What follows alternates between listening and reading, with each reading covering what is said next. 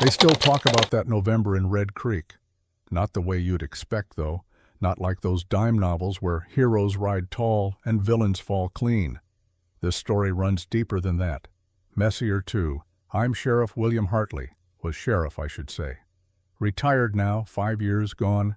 I'm 68 years old, and I've seen enough to know that truth and legend rarely shake hands. But this story, Eli Mercer's story, deserves the truth. So let me tell you how it really was. November 1876, Red Creek, Colorado Territory. The wind that night cut like a cavalry saber. Eli Mercer wasn't thinking about heroism when the sun started its fall toward the mountains. He was thinking about fence posts, about the mare that kept favoring her left foreleg, about whether the winter stores would last if the snows came early, like old Chester Finch predicted. Simple thoughts, the kind that fill a man's day when he's chosen to live alone.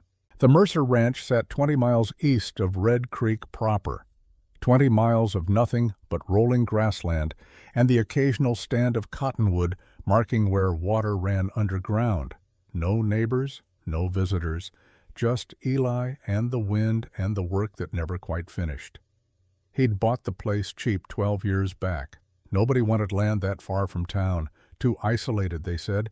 Too dangerous when trouble came calling. Eli had wanted exactly that. He stood now in the corral, watching the last sunlight turn the hills the color of old rust. 52 years old, though his face carried more miles than that. Gray had claimed most of his beard. Deep lines bracketed his mouth, the kind that came from years of not smiling. He wore work clothes, faded flannel shirt, canvas pants patched at the knees, boots that had been resoled twice. A battered hat sat low on his head, blocking the slanting light. Around his neck, hidden under his collar, hung a thin chain. On it, a woman's wedding ring. The mare nickered softly. Eli reached out, ran his hand down her leg, checking for heat. She pulled away, nervous. "Easy, girl," he murmured. His voice came out rough from disuse. Days passed sometimes without him speaking to anyone. Just trying to help. The horse settled. Eli felt the tendon, found slight swelling. Nothing serious, rest would handle it. He straightened, joints creaking. The air had that particular bite that meant frost by morning. He needed to finish the evening chores before full dark. Check the fence line along the north pasture. Make sure the cattle hadn't wandered toward the creek bed where coyotes liked to hunt. Basic things, routine things, the kind of things that kept a man's mind from wandering into dangerous territory. He walked toward the barn, boots crunching on hard earth. The wind picked up, pulling at his hat. It carried the smell of distant rain, though the sky remained clear. Just wind rattling the dry grass like bones. Eli had been hearing things in the wind for 10 years now. Voices, mostly. His wife Elizabeth's laugh. His daughter Mary calling for him to come see what she'd found in the garden. The sound of the door opening when he came home after a long day riding deputy patrol. He'd learned not to turn around when he heard them. They were never real. The barn door hung slightly crooked on its hinges. He'd been meaning to fix it for months. Another task on a list that never got shorter. Inside, the air smelled of hay and leather and horse sweat. Comfortable smells, known smells. He grabbed a bucket, headed for the well. The pump handle needed priming. He worked it patiently, listening to the groan of iron on iron, until water finally coughed up from below. Cold and clean. He tasted it first, old habit from his lawman days, then carried it to the trough. The sky was bleeding out now, purple and deep orange mixing at the horizon. Maybe 30 minutes of usable light left. He should get the horses in, check that the chickens were secure, make sure the door to the root cellar was latched. Eli moved through the motions like a man performing a ritual, same steps every evening, same order. Routine was armor against memory. He'd just finished with the horses when he heard it. At first he thought it was the wind, just another ghost in the endless prairie whisper. But then it came again, faint, desperate. A voice. "I can't breathe." Eli froze mid-step, hand on the barn door. The words were so soft he almost convinced himself he'd imagined them. The wind did strange things out here, carried sounds from miles away, played tricks. He waited listening. Nothing, just the wind in the grass. The creak of the windmill, the distant bark of a coyote testing the coming night. He shook his head, started to turn away. "Please, I can't breathe." There, closer this time. Definitely a voice. A woman's voice. Eli's heart kicked against his ribs. His hand moved instinctively toward his hip where a gun belt used to ride, but he'd stopped wearing it years ago. The pistol now sat in a drawer inside the cabin, gathering dust. He scanned the darkening yard. Nothing moved. The wind pushed tumbleweeds against the fence. Shadows stretched long and crooked. "Where are you?" His voice came out rusty, uncertain. No answer. He moved toward the sound, slow and cautious, every sense suddenly sharp in a way they hadn't been for a decade. The hair on his neck prickled. Not a soul lived within 20 miles of here. He knew because he'd chosen this place specifically for that isolation. So who was calling out in the dark? The voice seemed to come from the direction of the old storage shed. A lean-to structure he rarely used, built against the back of the barn. Mostly, it held broken tools he meant to fix someday, empty crates, things that didn't quite deserve throwing away. He approached carefully. The shed door sagged half open on worn hinges. Inside, shadows pooled thick and black. "I can't. Please." The voice was weaker now, fading. Eli grabbed a lantern from the barn wall, struck a match. The wick caught, throwing uncertain yellow light. He held it up as he stepped into the shed. Dust motes swirled in the lantern glow. Old leather tack hung from pegs. Broken chair legs leaned in corners. And there, in the back, something that didn't belong. A shape, covered by a heavy canvas tarp. It moved. Eli's breath caught. He stepped closer, lantern extended. The shape shuddered, a horrible wet sound accompanying it, like someone drowning on dry land. He knelt, setting the lantern aside. His hands found the edge of the tarp, heavy canvas, the kind used for wagon covers. It smelled of mildew and dust. Someone had thrown it over. What? Who? "Hold on," he said, voice steadier now. "I'm here." He pulled the canvas away. Underneath, curled into a tight ball, was a young woman. She couldn't have been more than 25. Dark hair matted with dirt and what looked like blood. Her dress, or what remained of it, was torn and filthy. Bruises mottled her arms, her face. Her breathing came in short, panicked gasps. But what stopped Eli cold were her eyes. They were open, wide, terrified, and looking right at him. "Please," she whispered. "They're coming." For a long moment Eli couldn't move. He'd lived alone so long that the sight of another person felt almost unreal, like a dream bleeding into waking. The woman stared up at him with those huge, frightened eyes, and all he could think was how much she looked like... No, he pushed the thought away. Hard. "Who did this?" The words came out rougher than he intended. "Who's coming?" She tried to speak but collapsed into coughing. Her whole body convulsed with it. Eli could hear fluid in her lungs, the rattle of someone who'd been breathing wrong for too long. He made a decision. Sliding his arms under her shoulders and knees, he lifted. She weighed almost nothing, just bones and terror. She whimpered as he picked her up, but didn't fight. "You're safe now," he said, though he had no idea if that was true. "I've got you." He carried her out of the shed, across the yard. The wind had picked up, cold enough now to make him hunch his shoulders. The woman shivered violently against his chest. The cabin door stuck like it always did. He had to hip-check it open.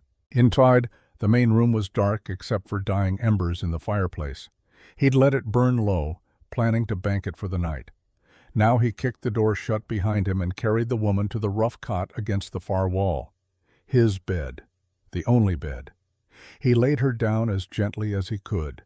She curled immediately into that same tight ball, arms wrapped around her middle. Eli grabbed kindling from the box by the hearth, built up the fire. Flames caught, pushing back the darkness. Light revealed the full extent of the woman's condition. She was in bad shape. Deep cuts on her hands, like she'd grabbed something sharp. More bruises than he'd first seen. Her whole left side looked like someone had kicked her. Her dress was shredded at the hem, and her feet were bare and bleeding. How far had she walked? How long had she been in his shed? He tried to remember the last time he'd gone in there. 3 days? 4? Christ. She could have been dying 20 feet from his door while he went about his evening routine, completely unaware. The thought made something twist in his gut. He found a clean cloth, dampened it from the water pitcher, and brought it to her. She flinched when he touched her face, but he kept his movement slow and deliberate. "It's all right," he said quietly. "Just cleaning you up. That's all." He worked carefully, wiping away dirt and dried blood. The cuts weren't as bad as they'd looked under all the grime, mostly superficial. But the bruising was severe. Days old, maybe. She watched him the whole time, never took her eyes off his face. "What's your name?" he asked. Her lips moved, but no sound came out. "It's okay. You don't have to talk yet." He rinsed the cloth, started on her hands. "I'm Eli Mercer. This is my ranch." Still she stared, like she was trying to decide if he was real or just another hallucination. He understood that. He'd had similar thoughts himself over the years. "You need water," he said, and stood to fetch it. When he came back with a tin cup, she was trying to sit up. The effort cost her. She went gray, swayed, would have fallen if he hadn't steadied her. Easy, slow. He helped her lean back against the wall, then held the cup to her lips. She drank in desperate gulps, water spilling down her chin. "Not too fast, you'll make yourself sick." She ignored him, kept drinking until the cup was empty. Then she pulled back, breathing hard. For a moment neither of them spoke. The fire crackled, wind rattled the shutters. Somewhere outside a coyote called, and another answered. The woman's hand moved to her chest, clutching at something under her torn bodice, a cord of some kind. She gripped it like a lifeline. "Thank you." Her voice was barely a whisper, but clearer now. "Thank you," Eli nodded. He pulled a chair over, sat down at a respectful distance. "Can you tell me what happened?" She opened her mouth, closed it. Her eyes darted toward the door. They'll come looking." "Who will?" "The men. Marcus Sloane's men." The name hit Eli like a fist to the chest. He must have reacted because the woman saw it. Fear sharpened in her expression. "You know him." It wasn't a question. Eli's jaw tightened. "I know of him." That was true enough. Marcus Sloane. The name people in Red Creek said quietly, if they said it at all. The man who owned half the territory through methods nobody wanted to examine too closely. The man whose syndicate had grown like poison, spreading through clean water. "What did you do to bring Sloane's attention?" Eli asked. The woman's hand tightened on whatever she held beneath her dress. "I saw something I wasn't supposed to see." "What?" "They killed him." Her voice broke. "They killed him, and I couldn't stop them. I couldn't." She dissolved into tears, quiet, exhausted tears that shook her whole frame. Eli sat there useless. He'd forgotten how to comfort, how to offer words that meant anything. That skill had died with Elizabeth, so he just waited. Let her cry. Kept his presence steady and his hands still.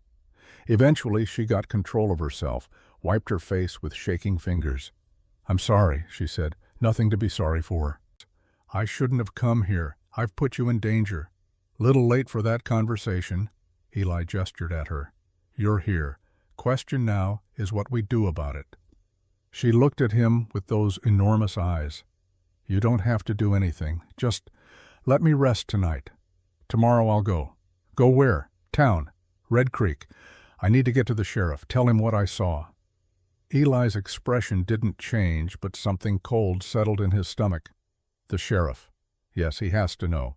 There has to be justice for what they did. She had no idea. No idea that Red Creek's law was tangled up with Sloane's money. That justice in this territory came with a price tag, and Sloane could afford it. But Eli didn't say that. Not yet. Instead, he asked, "Who did they kill?" The woman's face crumpled again. She pulled the cord from under her dress. Hanging from it was a surveyor's compass, brass and old, well used. "My father," she whispered. "They killed my father." Outside, the wind picked up. It carried a sound with it, faint but distinct. Horses, multiple horses, moving fast. Eli's head snapped toward the door. The woman heard it too. Her face went bone white. "They found me," she breathed. "They found me." Eli stood, moved to the window. He pulled back the edge of the curtain, careful not to show himself. In the distance, maybe a mile out, he could see dust rising against the darkening sky. Torches. 3, maybe 4 riders pushing hard toward the ranch, his ranch. The only ranch for 20 miles. They weren't coming here by accident. "How did they track you?" he asked, voice hard. "I don't know. I tried to hide my trail. I walked in the creek for over a mile. I thought—" "Doesn't matter now," Eli's mind raced. The cabin had 1 door, 2 windows, no back exit. He'd never needed one before. The riders would be here in minutes, maybe less. He had 1 pistol, an old Colt Navy tucked in a drawer, 6 rounds. He hadn't fired it in years, didn't even know if it still worked properly. Against 3 or 4 armed men who knew what they were doing, the smart play was simple. Give them the woman. Tell them he found her, didn't know who she was about to turn her in himself. Play ignorant rancher. They'd take her and leave. He'd be safe. Alone again. Like he'd been for 10 years. Elizabeth's voice whispered in his memory. Words from another lifetime. Words spoken as she lay dying in his arms. "Promise me something. Anything. Next time, when someone needs help, don't run. Don't choose safety. Choose to be the man I married." Eli looked at the woman on his cot. Young. Terrified. Clutching her dead father's compass like it could save her. He thought of Mary, his daughter, who would have been about this age now if she'd lived. The sound of hoofbeats grew louder. He'd made Elizabeth a promise 10 years ago, and for 10 years he'd found ways not to keep it, ways to avoid being tested. Not tonight. "What's your name?" he asked quietly. The woman looked up at him. "Sarah? Sarah Morrison." "Well, Sarah Morrison." Eli moved to the drawer, pulled out the Colt, checked the cylinder. Still loaded. "I hope you're worth dying for." He moved to the door, checking the bar that locked it. Solid oak. It would hold for a while. Sarah stood on shaky legs. "You don't have to do this. You don't even know me." "I know enough." "What do you know?" Eli met her eyes. In them, he saw Elizabeth, Mary, every person he'd failed to save. "I know that 10 years ago, I was a lawman who chose wrong, who stayed quiet when I should have spoken, who picked safety over courage, and good people died because of it." The hoofbeats were very close now. "I know that I've been running from that failure every day since." He worked the Colt's action, still smooth, still ready. "I know that my wife made me promise before she died not to run next time." Sarah's eyes filled with tears. "I don't want you to die for me. Then I guess we'd better figure out how to live." Outside, voices shouted. Rough voices. Men used to getting what they wanted. The riders had arrived. Eli Mercer stood in his cabin, pistol in hand, facing the door. For the first time in 10 years, he wasn't running.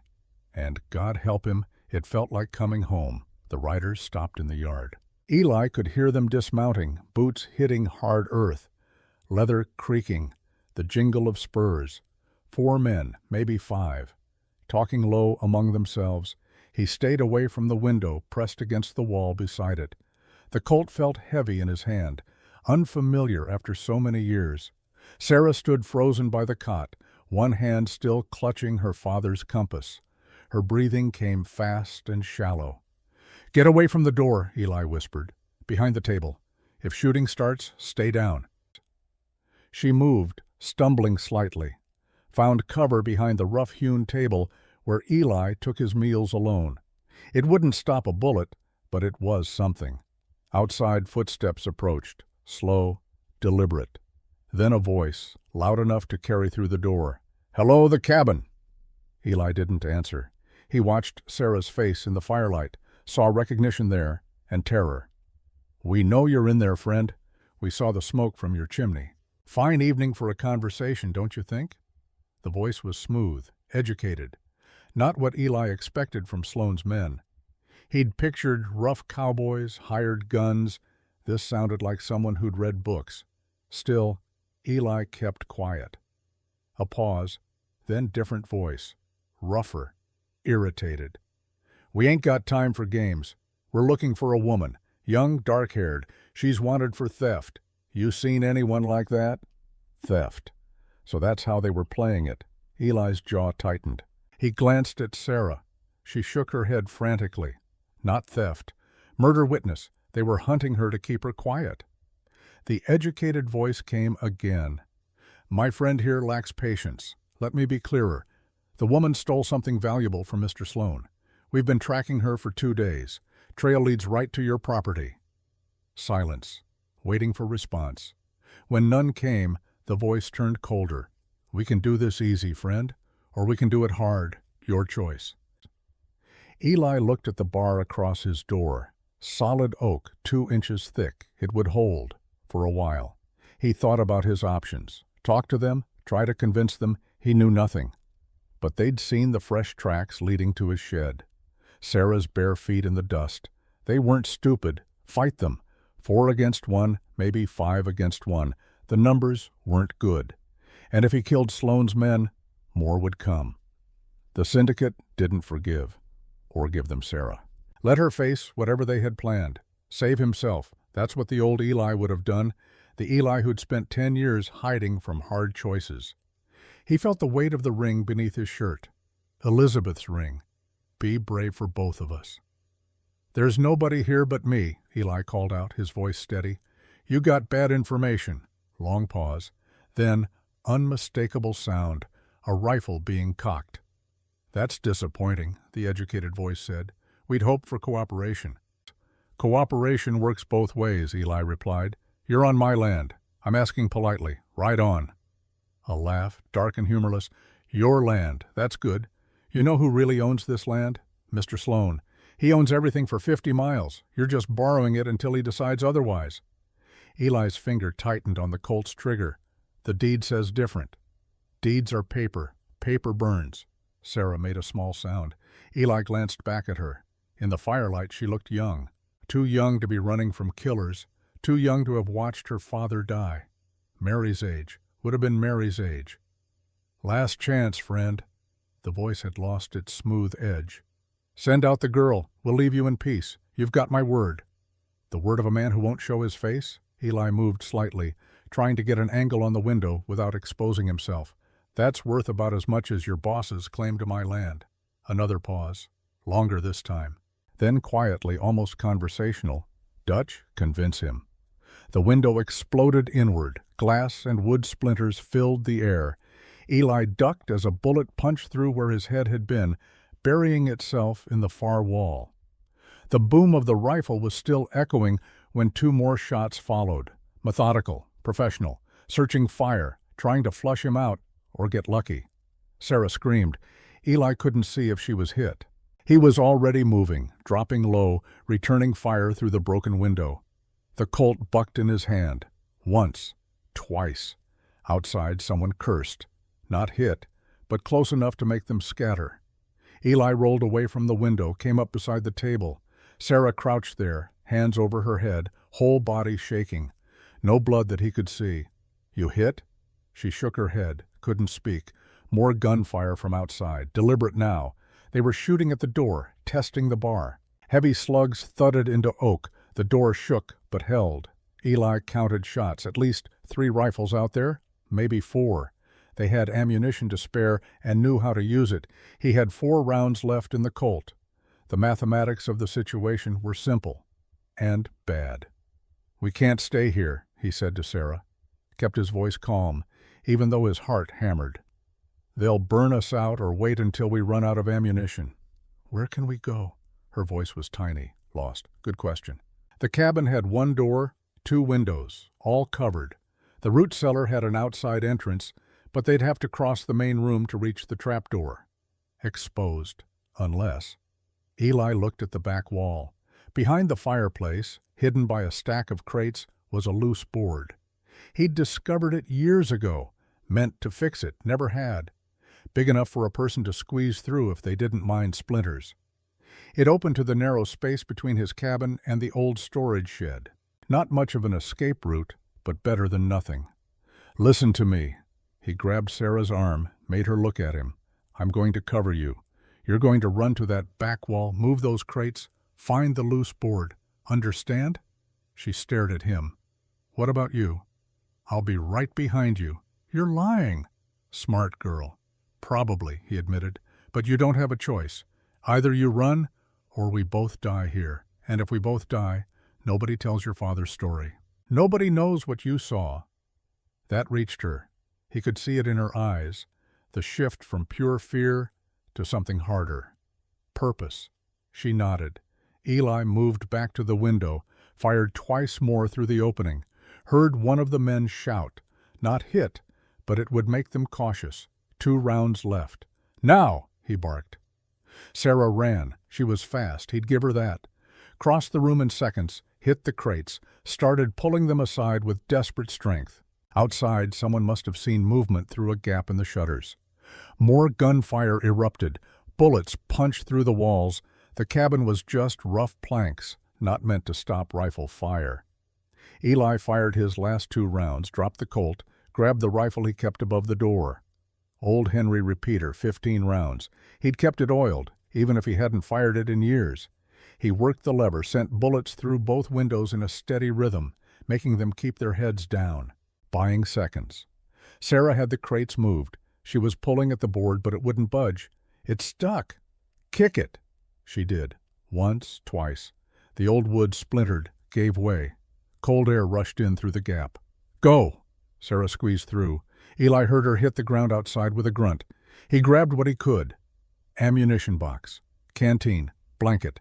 Shoved them through the gap, then followed. The opening was tight, tighter than he remembered. For a horrible moment he thought he'd get stuck. Die wedged in his own wall while Sloane's men shot him to pieces.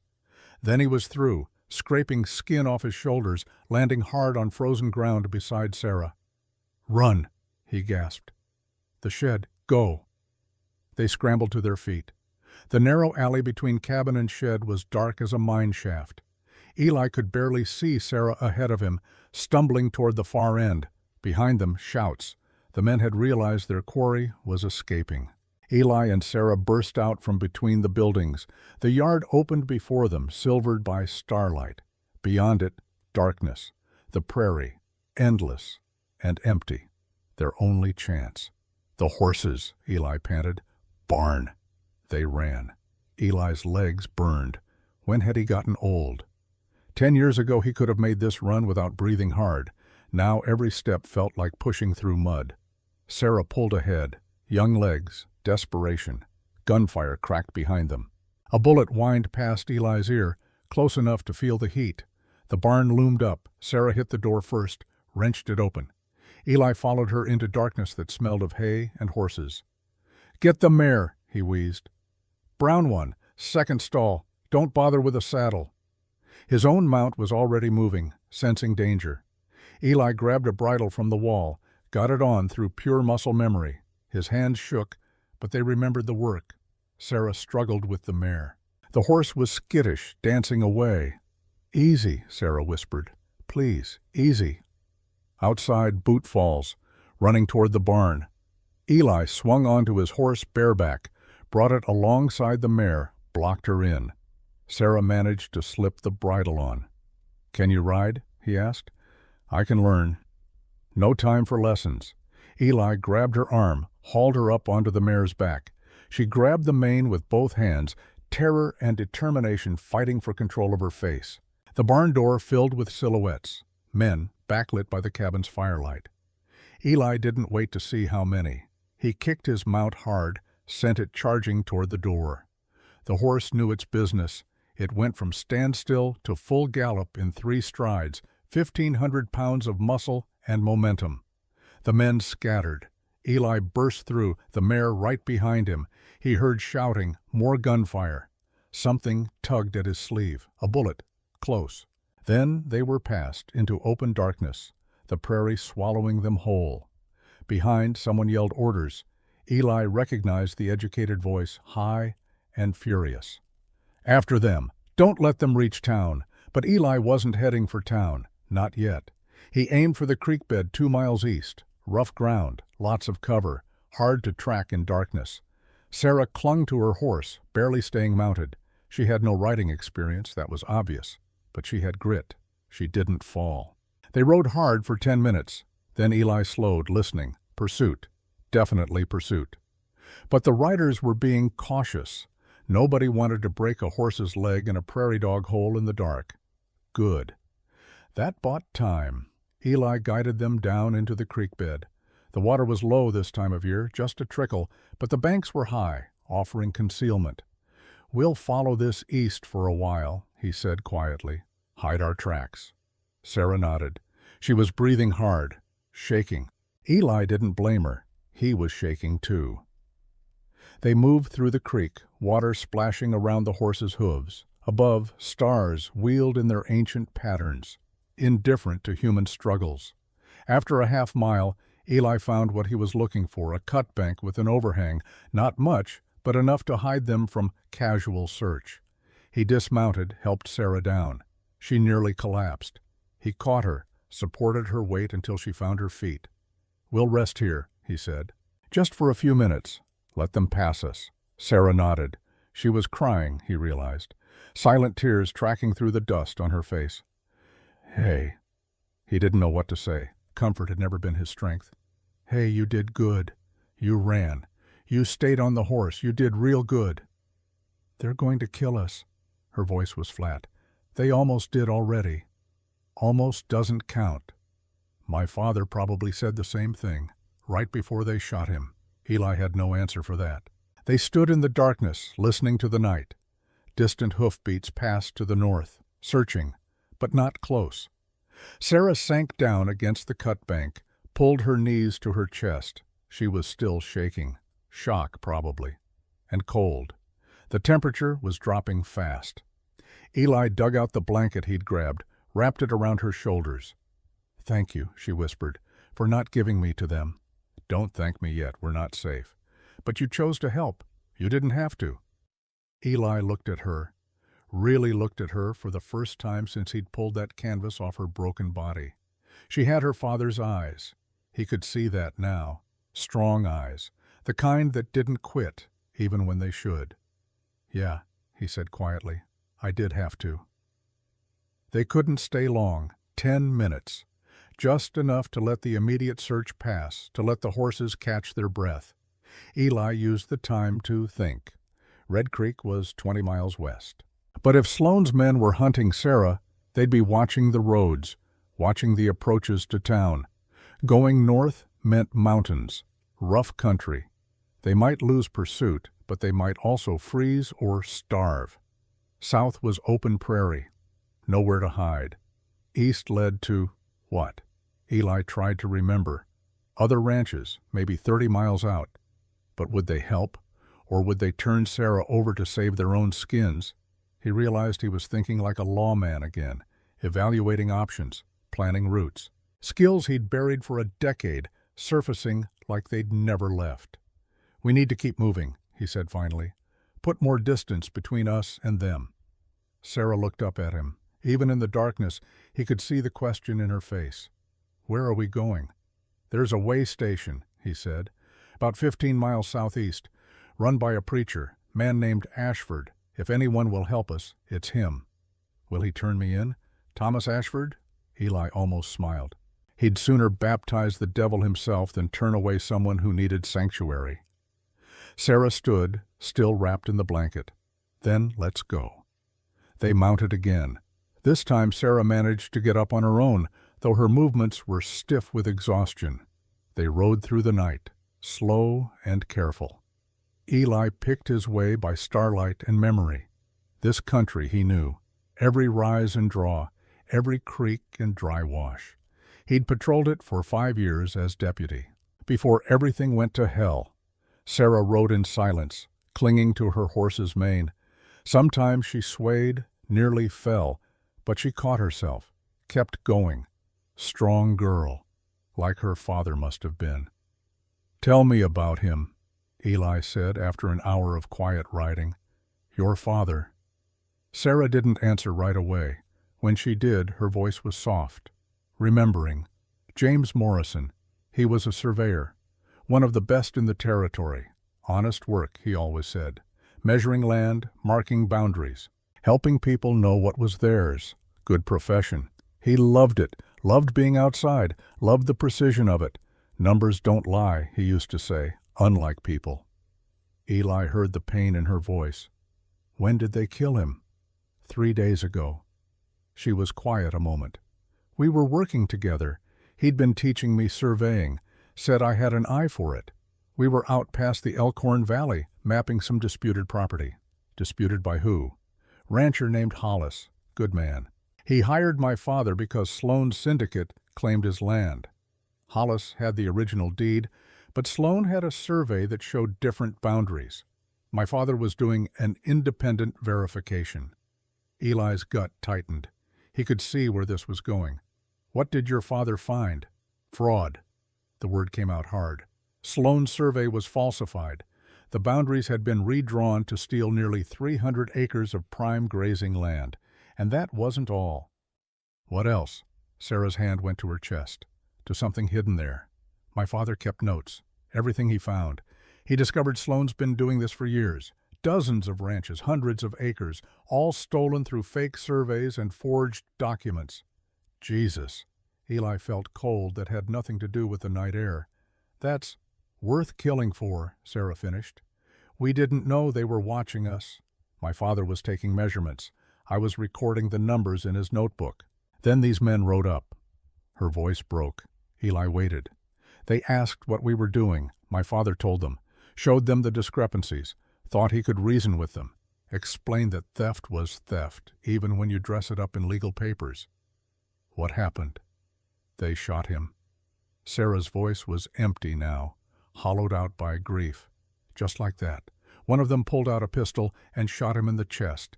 He didn't even fall right away. He just looked at me and said, "Run, get the book. Run!" Tears were streaming down her face now, but she kept talking, like she needed to let it out. I ran, grabbed the notebook and ran. I could hear them shouting behind me, firing. One bullet grazed my side. She touched her ribs. I made it to the rocks, hid, stayed there until dark, listening to them search. Then what? I waited until I couldn't hear them anymore. Then I ran. For 2 days. I didn't know where I was going. I just knew I had to get away. Had to keep the notebook safe. It's all he died for. That's what you were clutching, Eli said. In the shed. Yes. She pulled it out now. Leather-bound, water-stained. Every measurement, every falsified boundary, every stolen acre. It's all here. If I can get it to honest law, Sloan's empire falls apart. Eli looked at the notebook, then at Sarah. That's why they want you so bad. Not just because you witnessed murder, because you have evidence. Yes. And you think Red Creek's sheriff is honest law? Sarah looked at him. Isn't he? Eli didn't answer. He didn't have the heart to tell her that Will Hartley was a good man with his hands tied. That Sloan owned the circuit judge. That honest law was in short supply in this corner of the territory.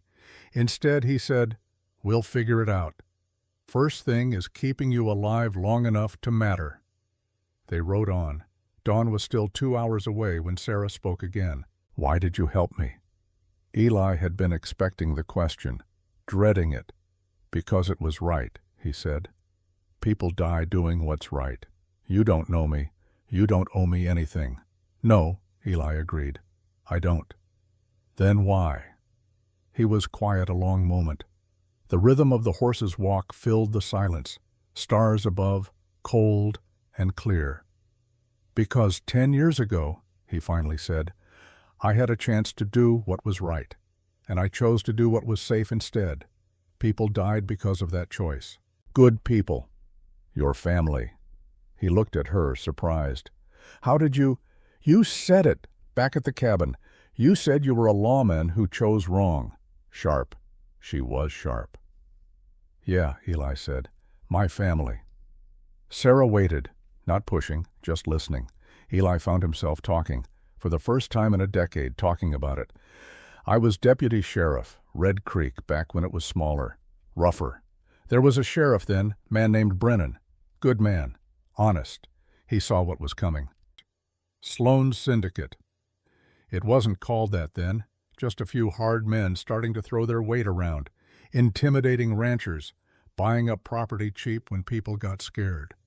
Brennan wanted to stop it early, before it grew. But you didn't. I counseled patience. The words tasted like ash. I told him we needed more evidence, more proof. I told him if we moved too fast, we'd just make enemies.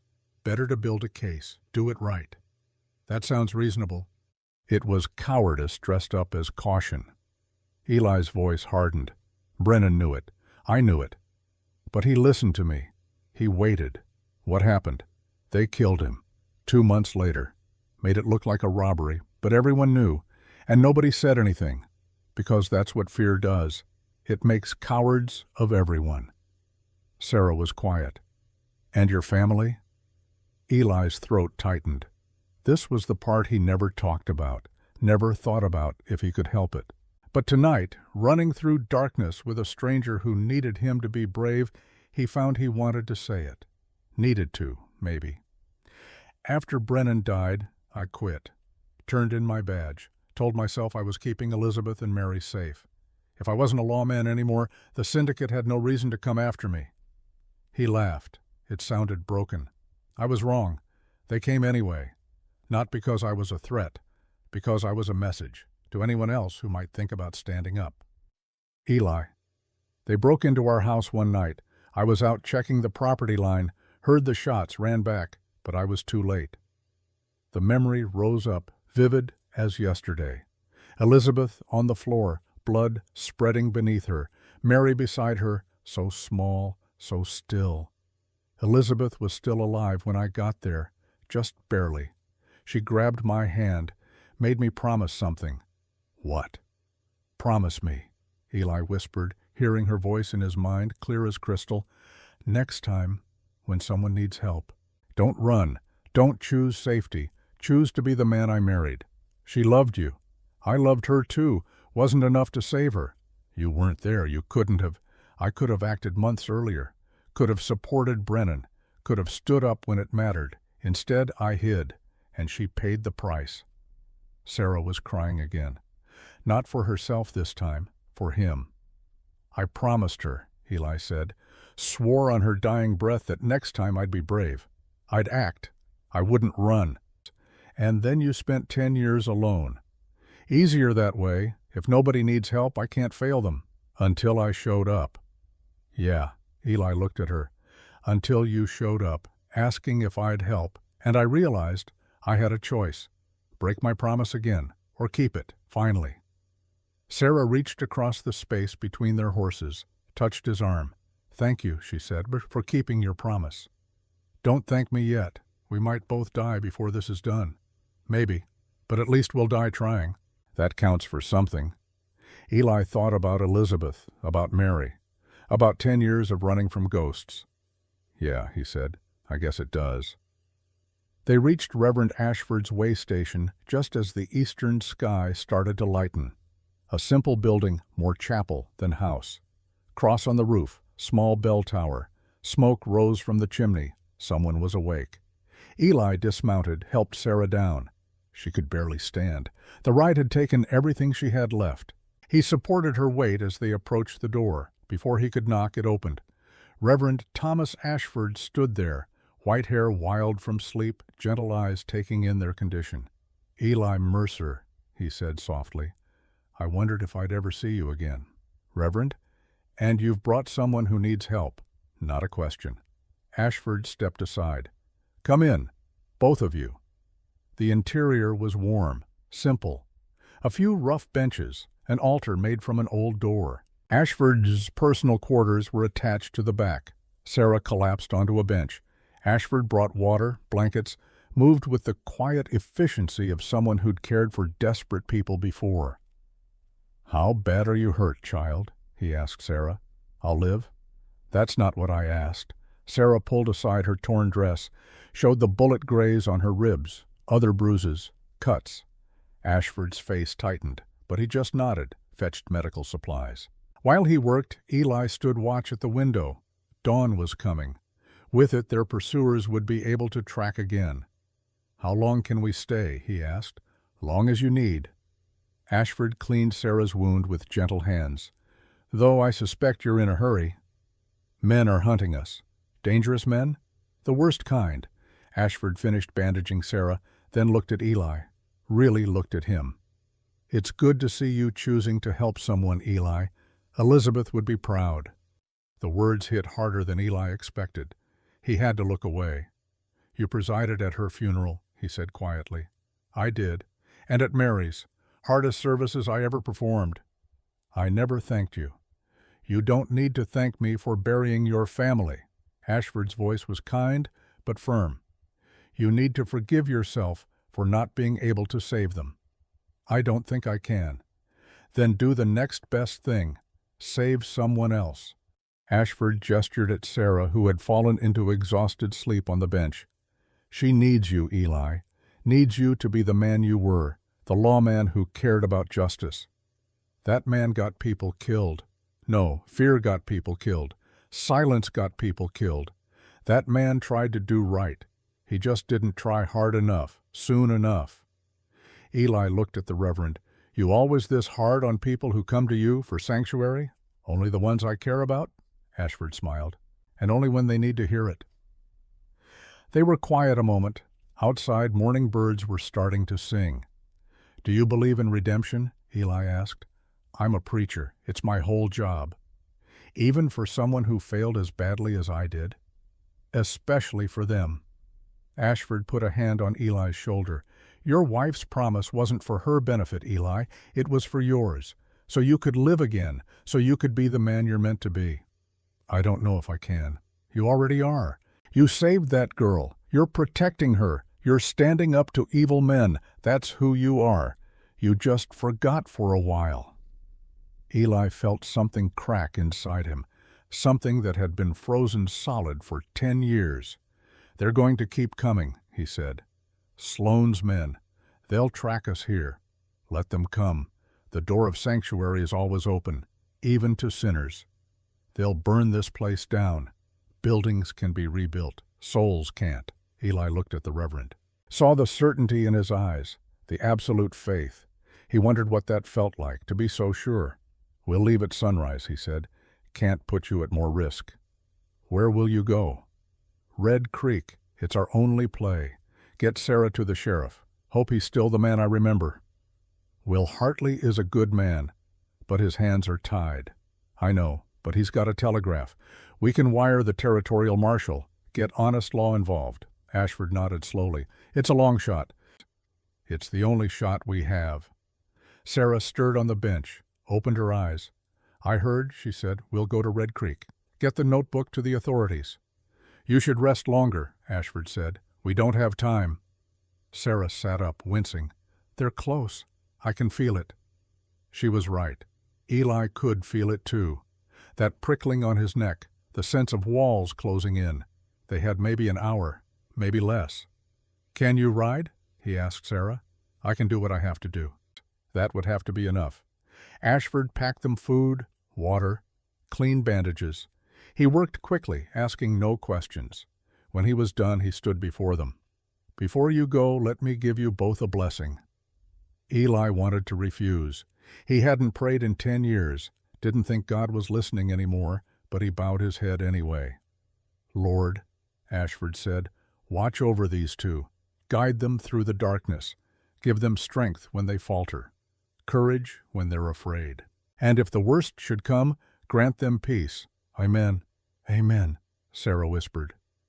Eli said nothing. He didn't have words for prayer anymore. They mounted their horses. Dawn was breaking now, painting the sky red and gold. Ashford stood in his doorway watching them. "Eli," he called, "one more thing." "What?" "You're not running anymore. Remember that. You're choosing to act. That makes all the difference." Eli nodded. Couldn't quite manage words. They rode out, heading west now. toward Red Creek, toward whatever waited. Behind them, Reverend Ashford watched until they disappeared over the rise. Then he went inside to pray. He had a feeling they'd need all the help they could get. They'd been riding for 2 hours when Sarah spoke. "Eli, stop!" He reined in, looked back at her. She was pale, swaying in the saddle. "What's wrong?" "I need to tell you something about the notebook." "What about it?" Sarah pulled it out, handed it to him. "Look at it. Really look." Eli opened the leather cover, pages and pages of measurements, coordinates, sketches of property boundaries, notes in careful handwriting. He flipped through, started to see the pattern. Not just one ranch, dozens, all over the territory, each one with notes showing how the official survey didn't match reality, how Sloan had systematically stolen land through falsified documents. "Jesus," Eli breathed. "This isn't just about your father's murder." "No," Sarah said. "This is about hundreds of families, thousands of acres, an entire empire built on lies." Eli kept reading. Names he recognized, people he'd known when he was deputy, honest ranchers who'd lost their land and couldn't prove it was stolen. If this gets out, Sloan's finished. His whole organization collapses. Every deed gets challenged. Every stolen acre gets returned. Eli looked at her. "That's why they're so desperate to kill you. You're not just a witness to one murder.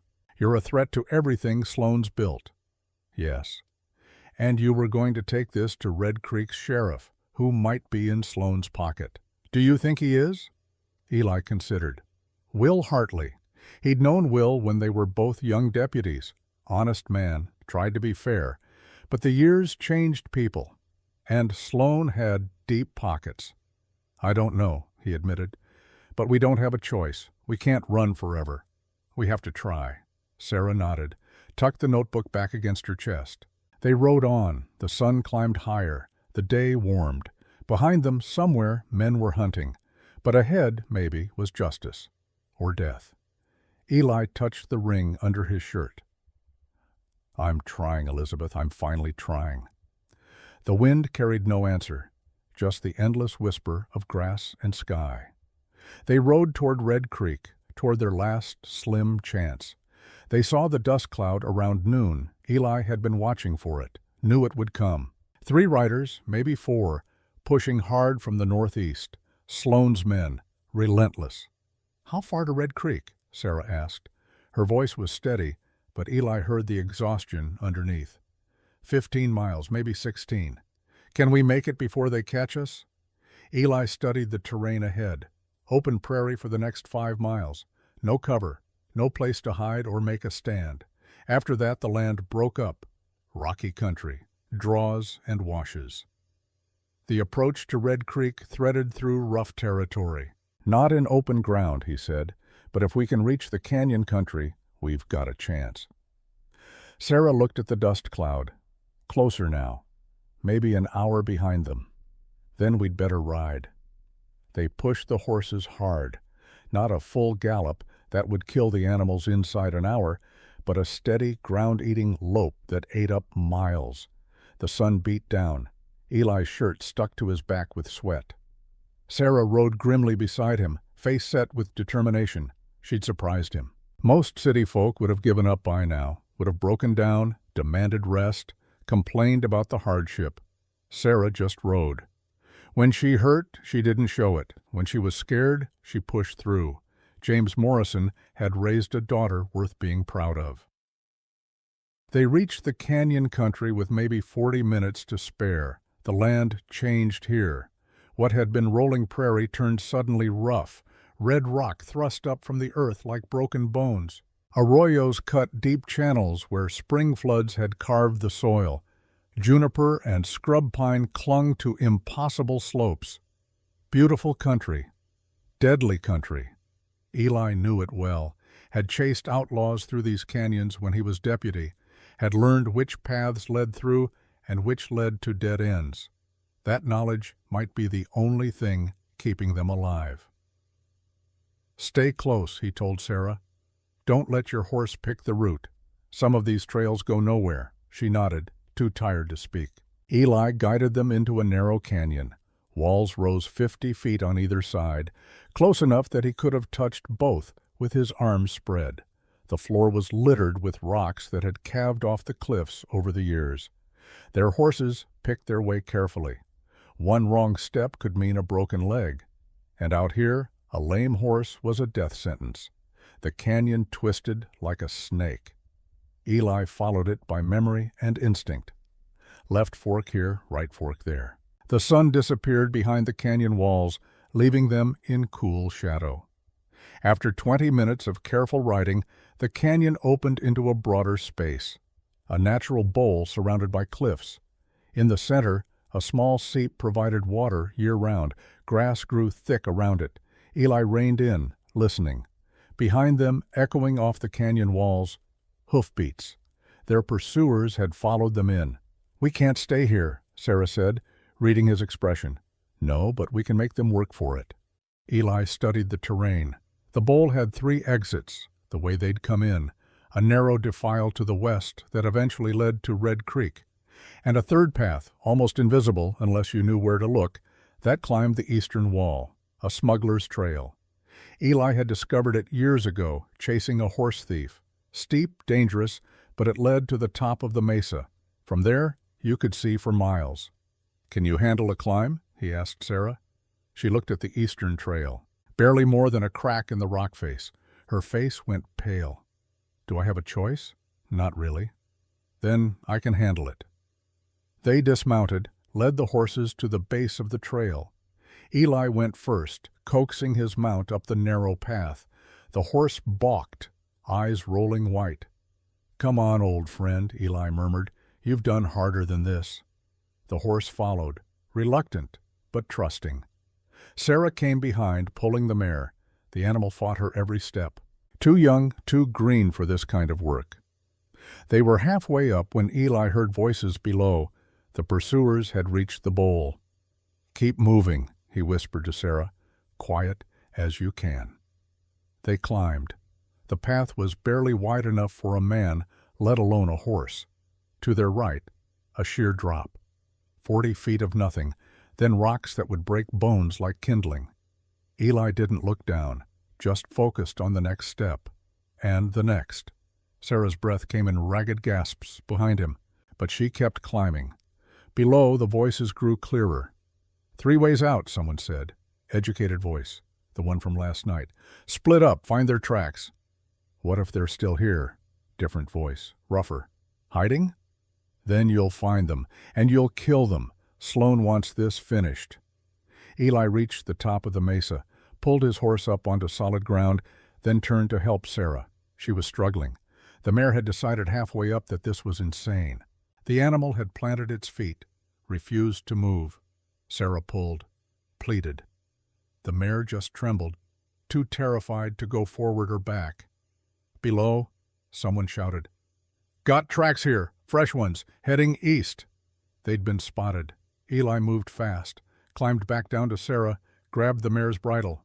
"Trust me," he told the horse, looked it dead in the eye. "Trust me, or we all die."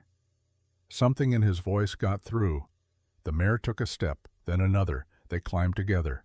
Eli pulling, Sarah pushing from behind. A gunshot cracked. The bullet spanged off rock 6 feet below them. "They're on the trail," someone yelled. "East wall." More gunfire. Not aimed, just harassment. Trying to spook the horses or get lucky, Eli ignored it, focused on the climb. 10 more feet. 8. 5. The mare's hoof slipped. For a horrible moment, the animal scrabbled at the rock, losing purchase. Sarah screamed, tried to hold it, but 1,500 pounds of panicked horse was too much. The mare started to slide backward. Eli lunged, grabbed the bridle with both hands, planted his feet. The horse's weight nearly pulled him off the cliff. He held on, muscles screaming, boots skidding on stone. For 3 endless seconds, Eli Mercer held a horse's entire weight by pure stubborn refusal to let go. The mare found its footing, surged forward. They tumbled over the edge of the mesa in a tangle of man, woman, and horse, landed hard on flat ground. For a moment, nobody moved. Then Sarah started laughing. high and slightly hysterical. "We're alive," she gasped. "We're actually alive." Eli sat up, every muscle protesting, looked at the edge they'd just climbed. Below, the pursuers were starting up the trail, but it was slow going. Their horses were refusing more than Sarah's mare had. "We bought some time," he said, "and not much, but some." They mounted again, rode across the mesa top. From up here, Eli could see for miles, the prairie stretching east, the mountains to the west, and there, maybe 8 miles away, a smudge of buildings, Red Creek, so close. But between them and safety, rough country, at least 2 more canyons, and men who wanted them dead. "Tell me we're going to make it," Sarah said quietly. Eli looked at her, saw the hope in her eyes, the desperate need to believe. He could lie. Tell her what she wanted to hear, but she deserved truth. "I don't know," he said, "but we're going to try like hell." They rode on. The mesa trail led down the far side into another canyon. This one was wider, the walls not as steep. A creek ran along the bottom, spring-fed and cold. They stopped to water the horses, fill their canteens. Sarah splashed water on her face, drank deeply. When she straightened, she was looking at Eli with an expression he couldn't quite read. "What?" he asked. "Back there, on the cliff, you saved my horse. Saved all of us. That mare falls, she takes you with her. You could have let go, saved yourself." Eli shrugged. "Wouldn't be much point in running if you didn't make it. Most men would have chosen differently. Then I guess most men are smarter than me." Sarah smiled, small but genuine. "I don't think so." They rested for 10 minutes. No more. Behind them, the pursuit would be descending the mesa. They couldn't afford to linger. As they prepared to mount again, Sarah hesitated.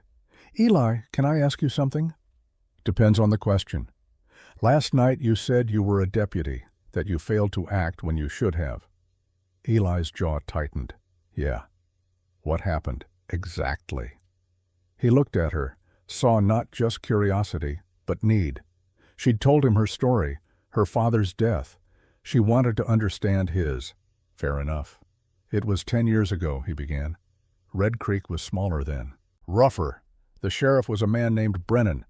Tom Brennan. Best lawman I ever knew." Eli mounted his horse, started riding while he talked. Easier than standing still with the memories. "There were some men starting to make trouble. Not a gang yet, just a few hard cases throwing their weight around, intimidating ranchers, buying up property cheap when folks got scared. Sloan's syndicate. It wasn't called that yet. Marcus Sloan was just starting out, but Brennan saw what was coming. Saw that if we didn't stop it early, it would grow into something we couldn't handle." What did he want to do? Arrest them, bring charges, run them out of the territory before they got established. Eli's voice went flat. "I talked him out of it." Sarah was quiet, riding beside him, listening. "I said we needed more evidence, more proof. I said if we moved too fast, we might not make the charges stick. Better to build a case, do it right." Eli laughed bitterly. "I sounded so reasonable, so careful. You were trying to be thorough. I was trying to be safe." The words came out harsh. "I had a wife, a daughter. I didn't want to make enemies of dangerous men, so I counseled patience. And Brennan listened to me. He trusted my judgment." Eli paused. The canyon walls rose around them, blocking the sky. 2 months later, Sloan's men killed Brennan, made it look like a robbery, but everyone knew, and nobody did anything, because that's what fear does. "That's not your fault. I quit the badge right after that. Told myself I was protecting my family. If I wasn't a lawman anymore, the syndicate would leave us alone." Eli's voice dropped to barely a whisper. "I was wrong." Sarah waited, patient. "They came for us anyway. Month later, broke into our house while I was out checking fences. By the time I got back, he couldn't finish. Didn't need to. Elizabeth was still breathing when I found her, just barely." She grabbed my hand. "Made me promise that next time I wouldn't run, wouldn't choose safety over doing what's right. And you've been alone ever since. Seemed easier that way. Can't fail people if you stay away from people." They rode in silence for a while. The creek burbled beside them. A hawk circled overhead, hunting. Finally, Sarah spoke. "You know it's not the same, right?" "What's not?" "Advising caution isn't the same as cowardice. You were trying to do things legally. Build a case that would stick. I was stalling, hoping the problem would go away on its own. Maybe. Or maybe you were just young and trying to do your job right." Sarah looked at him. "Either way, you didn't kill Brennan. You didn't kill your family. Sloane's men did that. But if I'd acted sooner, then maybe you'd be dead too, and Brennan along with you. You can't know." She shifted in her saddle. "My father used to say that the past is like a survey point. Fixed. Unchangeable. You can measure from it, learn from it, but you can't move it." Eli considered that. "Your father sounds like he was a wise man." "He was. And he'd tell you that beating yourself up for 10-year-old decisions doesn't change anything. What matters is what you do now." "And what am I doing now?" "You're helping me, protecting me, standing up to the same men you were afraid of before." Sarah smiled. "I'd say that's keeping your promise, finally." Eli wanted to believe her, wanted to accept that absolution. But the weight of 10 years didn't lift that easily. Still, maybe she was right. Maybe what mattered was moving forward. He was about to say so when he heard it. Hoofbeats. Behind them. Close. Too close. They came around the canyon bend at a gallop. 4 riders, spread out, cutting off any retreat. Eli recognized the lead man immediately, not from seeing him, from reputation. Dutch Keller. Sloane's top enforcer. A man with dead eyes and quick hands. The riders slowed when they saw Eli and Sarah had nowhere to run. The canyon narrowed ahead, walls closing in. Dutch rode forward, rifle resting across his saddle. He was older than Eli expected, maybe 55, with gray hair and a face like carved stone. "End of the line," Dutch said. His voice was flat, professional. "Give us the girl and the notebook. You can ride away." Eli's hand moved toward the rifle on his saddle. Dutch's gun came up instantly, tracking him. "Wouldn't do that," Dutch said mildly. "I'm faster than you think, and my boys have you covered." Eli looked. The other 3 riders had spread out, rifles ready. Good positions. Professional. Sarah's face had gone white. She stared at Dutch with naked terror. "You," she whispered. "You were there when they killed my father." Dutch's expression didn't change. "I was." "You shot him." "No, ma'am. That was Garrett. I just gave the order." Sarah made a small sound, like something breaking inside. Eli moved his horse slightly, putting himself between Sarah and Dutch's rifle. "She's just a girl," he said quietly. "Whatever her father found, it's not worth killing over." "That's not your call to make." "Then whose call is it? Sloane's?" "Mr. Sloane built something in this territory. He's not going to let one surveyor's notes tear it down." "Even if those notes prove he's a thief?" Dutch shrugged. "Property is what you can hold. Out here, that's how it's always been. That's how criminals think. That's how survivors think." Dutch's eyes were old, tired. "You were a lawman once. You know how this works? Power isn't about right and wrong. It's about who's willing to do what's necessary. And you're willing to kill a young woman to protect your boss's stolen land?" "I've killed for less." The words hung in the air, flat, honest. Eli studied Dutch, saw something there, a weariness. A man who'd been doing ugly work for so long, he'd forgotten what clean felt like. "I know you," Eli said suddenly. "You were there, 10 years ago, Red Creek." Dutch's eyes flickered, recognition. "Deputy Mercer, thought you looked familiar." Dutch tilted his head slightly. "You aged hard. Dying inside will do that." "Yeah, I expect it will." They stared at each other, 2 men on opposite sides of an old story. "The sheriff you worked for," Dutch said. "Brennan. He was going to be a problem. We dealt with him. You killed him. I gave the order, same as with the surveyor." Dutch's face was like granite. "Just business." "Business." Eli felt rage building in his chest, hot and clean. "You destroyed good men's lives, called it business, and you ran away, called it wisdom." Dutch leaned forward in his saddle. "We're not so different, Mercer. We both made choices. Mine just paid better." Eli's hand inched toward his rifle. "Don't," Dutch said. "I'll kill you before you clear the saddle, and then I'll kill the girl. Is that what you want?" "What I want," Eli said carefully, "is for you to let us pass." "Can't do that." "Then I guess we've got a problem." Dutch nodded slowly. "I guess we do." For a long moment nobody moved. 6 people on horses in a canyon. All of them armed. All of them one wrong word from violence. Then Dutch spoke again, quieter this time. "I remember your wife, Mercer." Eli went cold. "Pretty woman.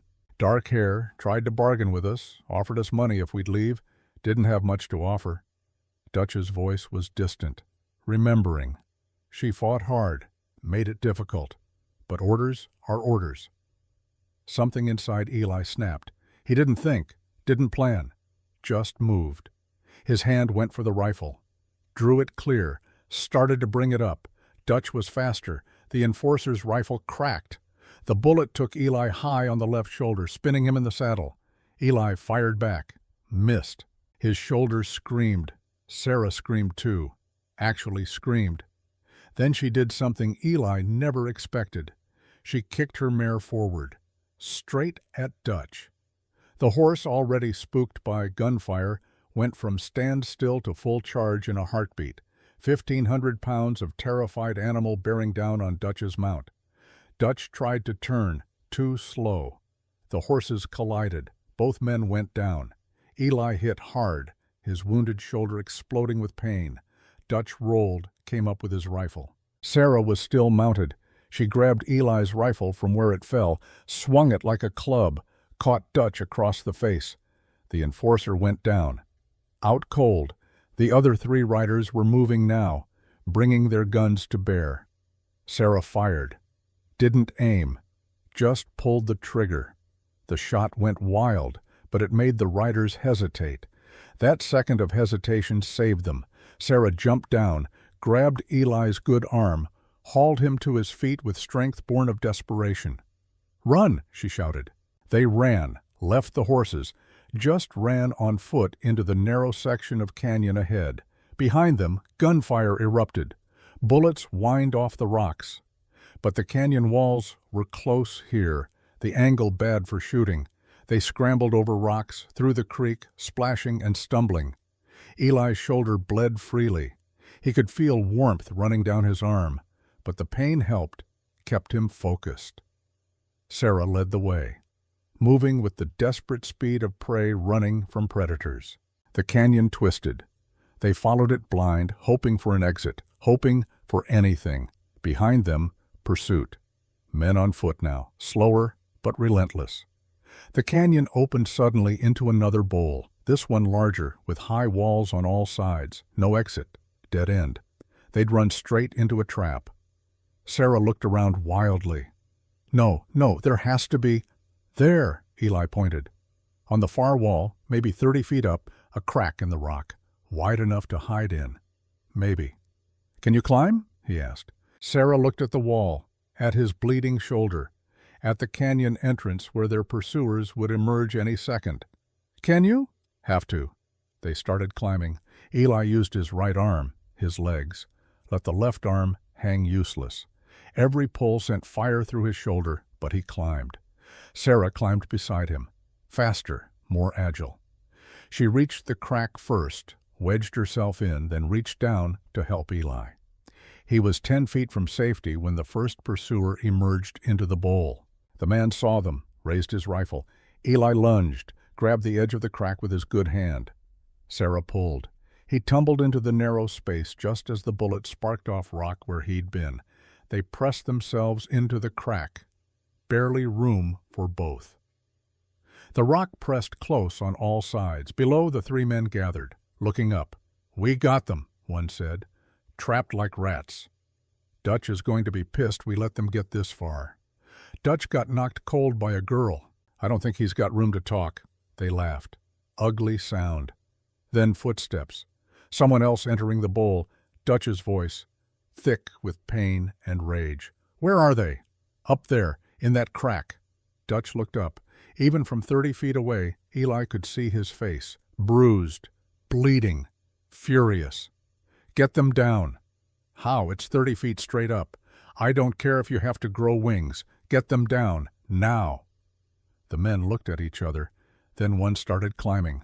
He made it maybe 15 feet before the rock crumbled under his hands. He fell, landed hard, cursed. "Forget it," Dutch said. "We'll wait them out. They've got no water, no food.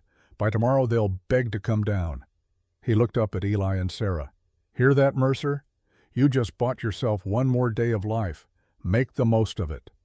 The men settled in below, made camp, built a fire. Eli and Sarah huddled in their crack in the rock, pressed together for warmth as the sun set and the temperature dropped. Eli's shoulder throbbed. He could feel the wet heat of blood soaking his shirt. "Let me see it," Sarah whispered. She examined the wound by fading light.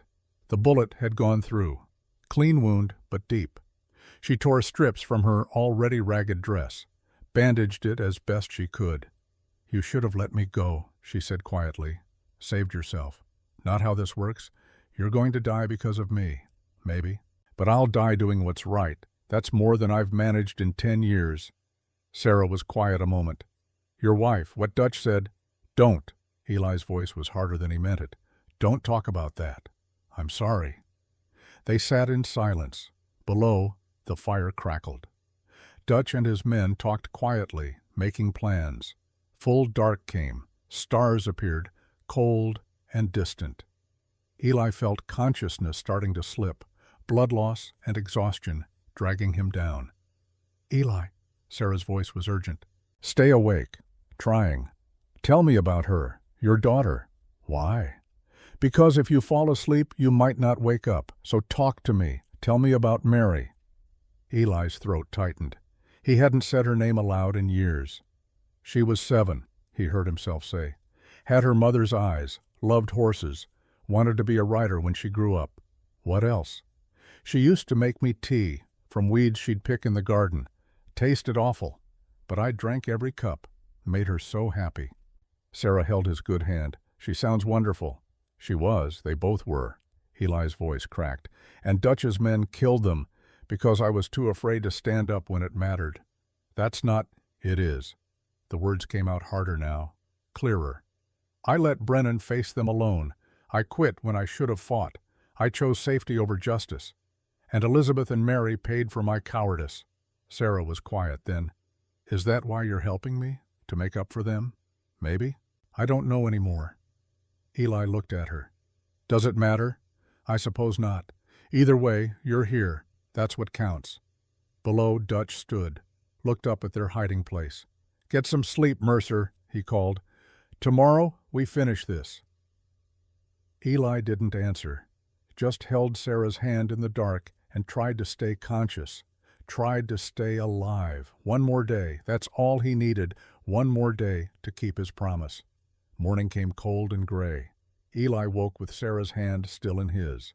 For a moment he couldn't remember where he was. Then the pain in his shoulder reminded him, trapped, wounded, surrounded. He looked down. Dutch and his men were awake, breaking camp. Dutch saw him looking, smiled. No warmth in it. "Morning, Mercer. Ready to come down yet?" Eli didn't answer. "We can wait," Dutch continued. "Got all the time in the world. But you're bleeding, dying. How long you think you've got? Another day? Maybe 2 if you're lucky?" Sarah stirred beside Eli, woke, saw the situation, and her face fell. "We're not getting out of this," she whispered. "Not yet," Eli agreed. "But it's not over." "How can you say that? We're trapped. You're wounded. They're just going to wait until you die, or we give up. Then we don't give up. And when you die from blood loss?" Eli looked at her. "Then you keep going. Get that notebook to Red Creek. Finish what your father started." "I can't do it alone." "You already did. You've been alone since they killed him. You just had me for company the last couple days." Sarah's eyes filled with tears. "I don't want to be alone again. I know. But sometimes that's how it goes." Below, Dutch was organizing his men, sending 2 of them out of the canyon, to get supplies probably, or reinforcements. Only Dutch and 1 other remained. Better odds. Still not good, but better. Eli, Sarah's voice was urgent. I need to tell you something. What? That night. In your shed. I wasn't there by accident. Eli looked at her. What do you mean? I'd been running for 2 days, hiding. I knew about your ranch, knew you lived alone, knew you used to be a lawman. How? My father knew you, knew about what happened to your family. When I was running, I thought, maybe a man who'd lost everything to Sloan would help me fight him. Eli stared at her. You came to me on purpose. Yes, I'm sorry. I should have told you. Did your father mention me before he died? Sarah hesitated, then nodded. He said if anything happened to him, to find you. He said you were a good man who made a mistake, and that good men deserve a second chance. Eli felt something break inside him, or maybe break open. James Morrison, a man he'd never met, had believed in him enough to send his daughter to him for help. Your father was a better man than I deserve to know, he said quietly. He'd say the same about you. They sat together as the sun climbed higher. Eli's shoulder hurt less now. That was bad. Meant he was getting used to the pain, going into shock. Below, Dutch paced, waiting. Mercer, he called. Let's talk. Eli looked down. Nothing to talk about. I disagree. I think we can make a deal. What kind of deal? You send down the notebook. We let you both live. You can ride out of here. Go anywhere you want. Just leave the territory. Eli looked at Sarah. She shook her head. No deal, he called down. You're going to die up there. Then I die. But that notebook goes to Red Creek. Dutch was quiet a long moment. Then, you're a stubborn fool, Mercer. Been called worse. Actually, Eli was thinking, calculating. The crack they were in went deeper than it looked, extended back into the rock. He couldn't see how far, but there might be another way out. Old volcanic country, this. Honeycomb caves and passages. Slim chance, but better than none. Sarah, he said quietly, can you squeeze back further?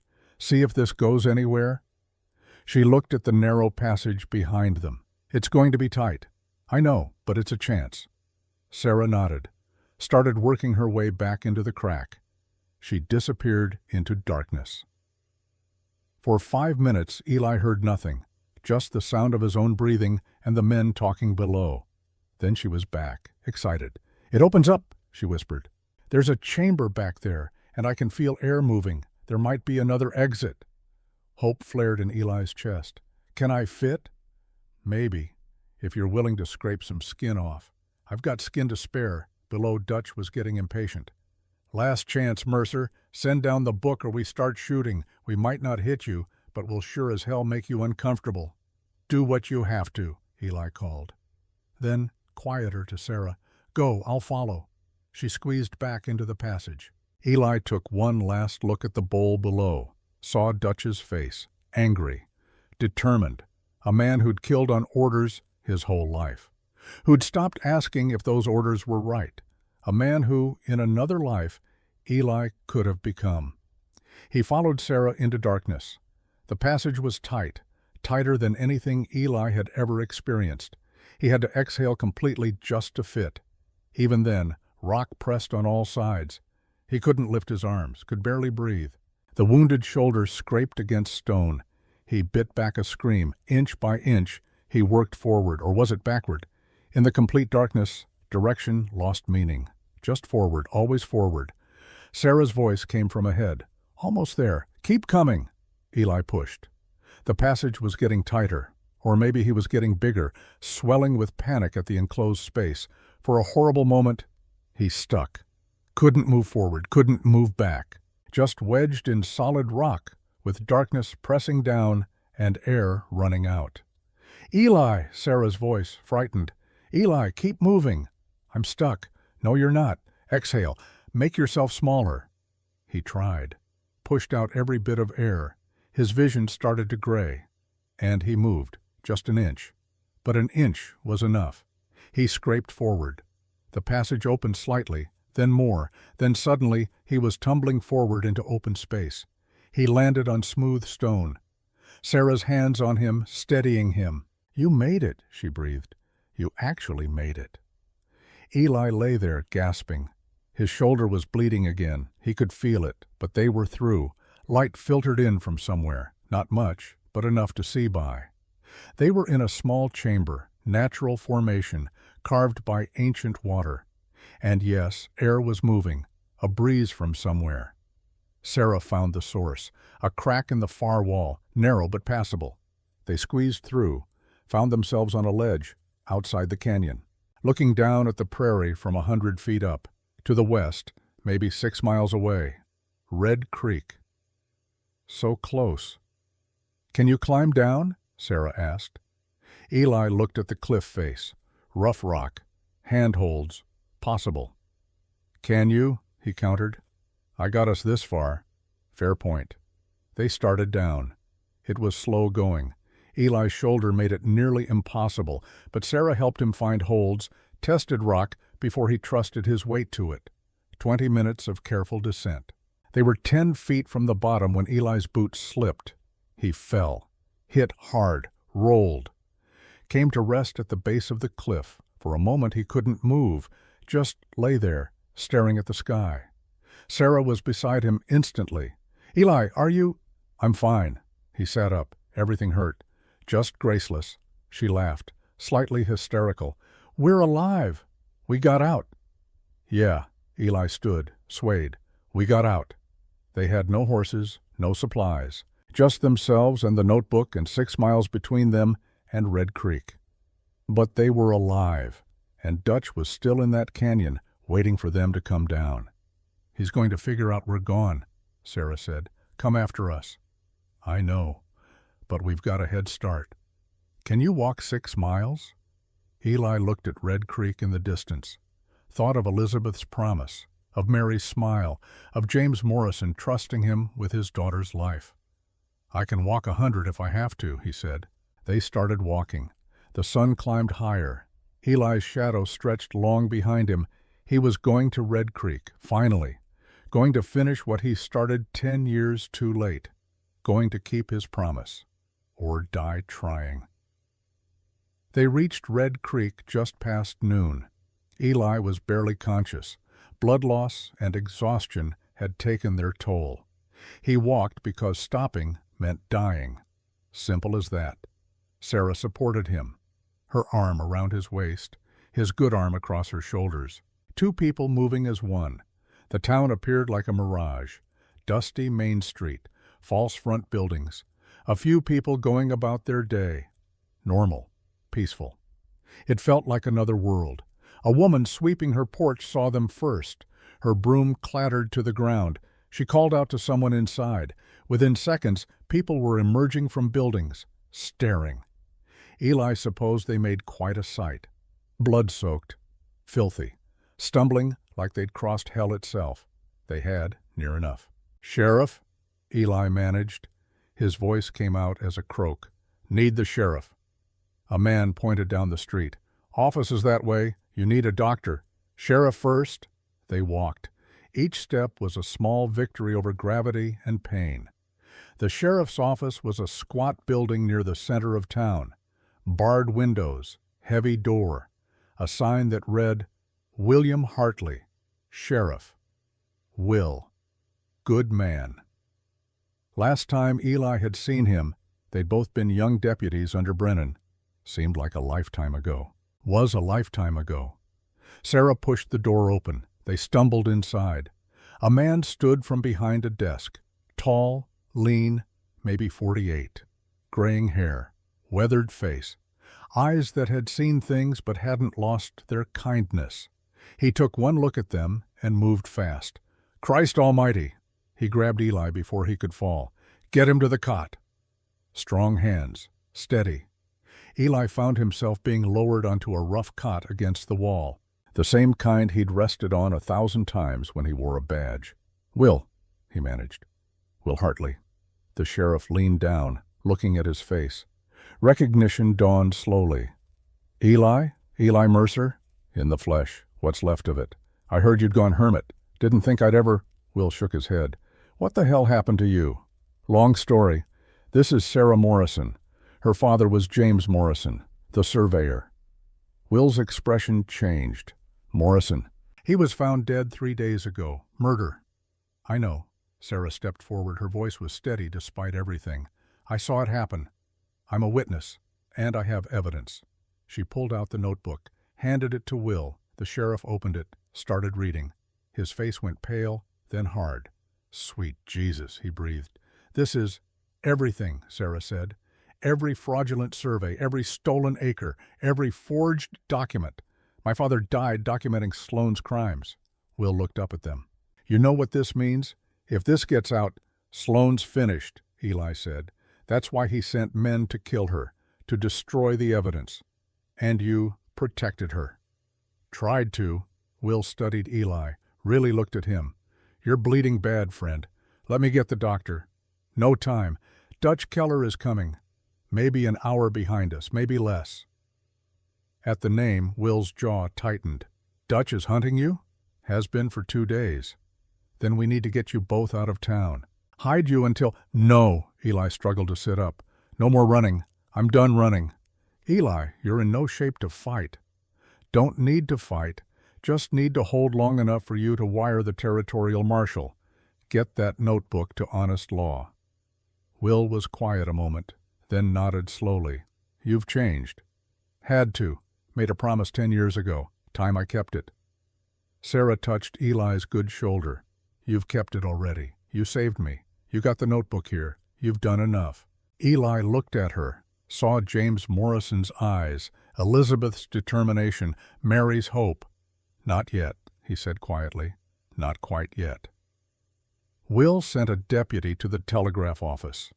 Messages went out to the territorial capital, to the U.S. Marshal's office, to every honest lawman within 100 miles. The notebook was photographed, copies made. Even if Sloane's men destroyed the original, the evidence would survive. A doctor came, old man named Patterson, who'd tended half the territory's wounds over 40 years. He cut away Eli's shirt, examined the shoulder. Bullet went clean through, that's good, but you've lost a lot of blood, that's bad. Patterson started cleaning the wound. You should be in bed for a week. Don't have a week. Then you're a fool. Been called worse. Patterson bandaged the shoulder tight, gave Eli something for the pain, whiskey mostly with something bitter mixed in. That's the best I can do, the doctor said. Rest, don't move, and pray. Eli nodded, didn't mention that prayer, and he weren't on speaking terms. Sarah sat beside the cot. She'd cleaned up some, found fresh clothes somewhere, but exhaustion still shadowed her eyes. You should rest too, Eli told her. Can't. Every time I close my eyes, I see my father dying. I know that feeling. They sat in silence.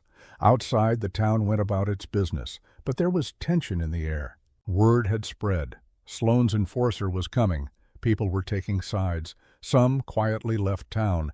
Others started checking their weapons. Will came back inside.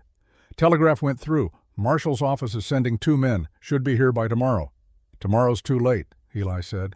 I know, but it's what we've got. Will pulled up a chair. I've got 4 deputies. Good men. Between us, we can hold the office until help arrives. Dutch won't come alone. I expect not. How many you think he'll bring? Eli considered. 6, maybe 8. Enough to be sure. Those aren't good odds. No, they're not. The 2 old lawmen looked at each other, measuring. Why are you helping? Will asked. You quit the law 10 years ago. Could have stayed gone. Made a promise to someone I loved, that I'd be brave when it mattered.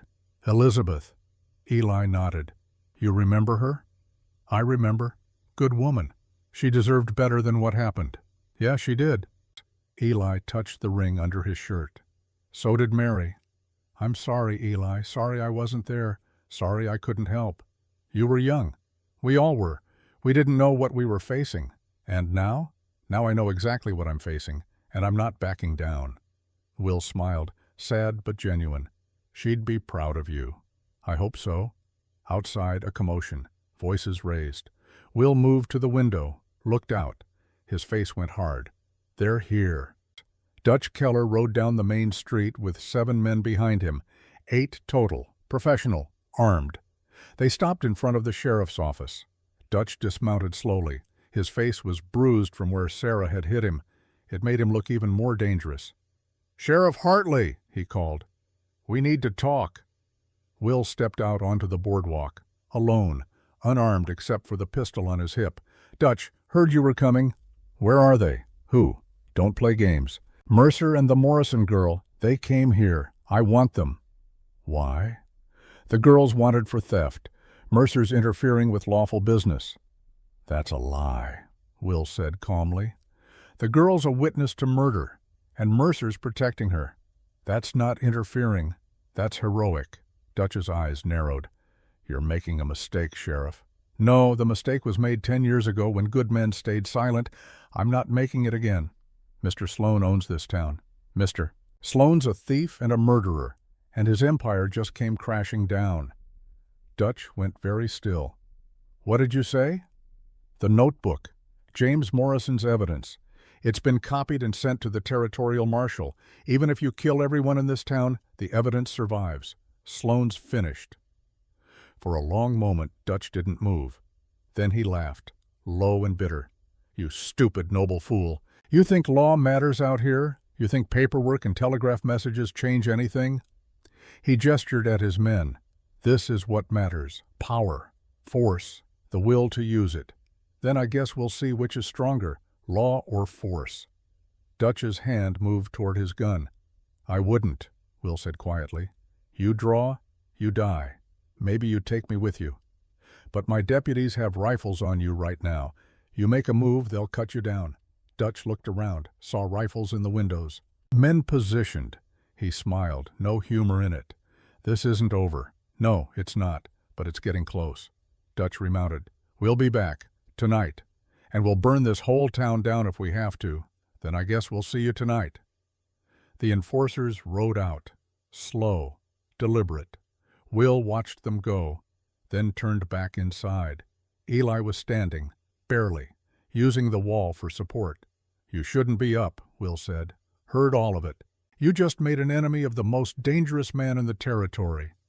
"I made that enemy 10 years ago, just didn't have the spine to admit it." Will looked at Eli. "But you showed me something. If you can find your courage after all you've lost, then I can damn sure find mine." Sarah emerged from the back room. "They're coming back tonight?" "Yes." "How many of you are there, total?" "Me, 4 deputies. Eli, if he can stand, that's 6. "Against 8. "Against 8, Will confirmed. Sarah was quiet. Then, "I can shoot." "No," Eli said immediately. "Why not? I helped before. I can help again." "You've done enough. This is my fight," Sarah finished. "My father's notebook, my testimony, my life they're trying to end. I have more right to be here than anyone." Eli wanted to argue, but she was right. "Can you actually shoot?" Will asked. "My father taught me. I'm not fast, but I can hit what I aim at." Will considered, then nodded. 7 then. Still not great odds, but better.